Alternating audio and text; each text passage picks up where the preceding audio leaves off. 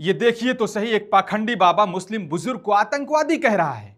बातचीत के दौरान पाखंडी बाबा ने मुस्लिम बुजुर्ग से कहा कि कहां से आए हो, अरे बैठ सुन, आधार कार्ड तो चेक करें तुम्हारा। मुस्लिम बुजुर्ग ने कहा सीतापुर से आए हैं।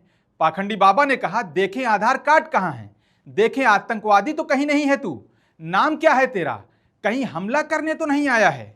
मुस्लिम बुजुर्ग ने कहा अरे बाबा हम हमला करने वाले आपको दिख रहे हैं। सोचिए, ये पाखंडी बाबा बूढ़े मुस्लिम बुजुर्ग को आतंकवादी कह रहा है। हालांकि वो बूढ़े बुजुर्ग चादर बेचने वहां पहुंचे थे। हमारे भारतीय समाज में तो वैसे बुजुर्गों का सम्मान करते हैं, लेकिन ये पाखंडी बाबा कहां से आया है? ये मुस्लिम बुजुर्ग से सवाल जवाब करने वाला कौन होता है?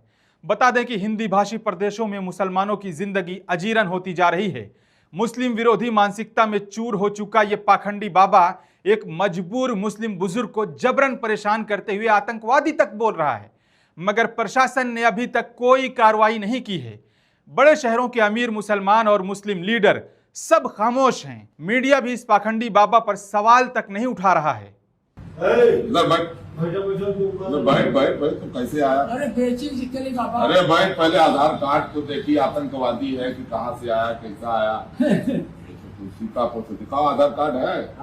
नाम क्या है? मोहम्मद हनीफ। मोहम्मद हनीफ। तो देखिए मित्रों, ये मोहम्मद हनीफ है। हाँ ठीक है, आधार कार्ड। अच्छा, मोहम्मद हनीफ, ये देखिए आधार कार्ड है इसका। इधर ये तो ये मोहम्मद हनीफ हैं और ये व्यापार करते हुए आए सीतापुर से ना।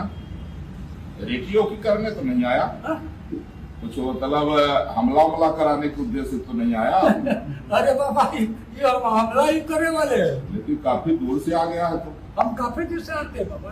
अच्छा,